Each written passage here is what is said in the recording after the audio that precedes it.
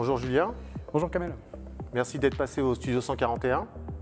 Donc on t'a invité aujourd'hui pour que tu nous exposes ton avis sur les bonnes pratiques ou ce qu'il faut faire pour avoir un bon rendu sur du studio virtuel, mais également sur du studio traditionnel.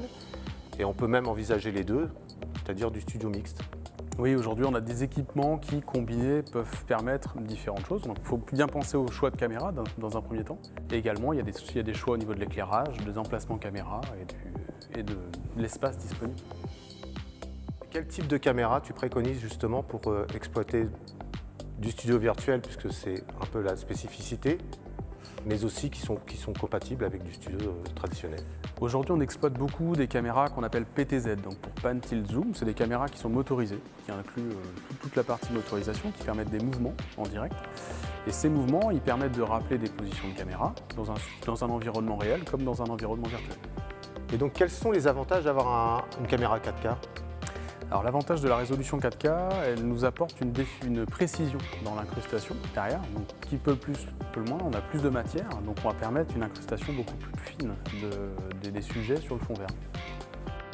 Donc Julien, justement, as-tu des conseils pour le placement des caméras pour avoir un rendu optimal, que ce soit en traditionnel ou en studio virtuel? Il y a plusieurs contraintes à prendre en compte. La taille du studio déjà, l'espace que vous allez dédier à cette captation audiovisuelle, qu'il soit en réel ou en virtuel, le problème est le même. Il faut pouvoir positionner les caméras assez près du sujet pour avoir une profondeur de champ ou des effets artistiques intéressants. L'intérêt de ces caméras-là aujourd'hui, c'est qu'elles sont très grand angle, donc on peut les intégrer assez facilement dans le décor. Et on n'a pas besoin d'un espace très vaste pour les installer. Un autre aspect qui est important aussi, c'est qu'on peut associer à ces caméras une partie robotisée qui va nous permettre, nous, d'ajouter un mouvement supplémentaire de translation ou d'élévation. Ce qui va permettre d'agrémenter un peu la réalisation et de donner une dynamique différente à l'image. Comme tu le sais, chez Videlio, on a plusieurs types de clients, corporate, également du monde du broadcast. Qu'est-ce que tu as à dire sur la polyvalence des équipements Panasonic et en particulier les caméras motorisées? Alors tout l'intérêt d'utiliser des caméras robotisées déjà, c'est qu'on peut avoir plusieurs usages avec ces caméras. On a une gamme de caméras qui est très vaste, qui permet d'adresser un petit peu tous les besoins.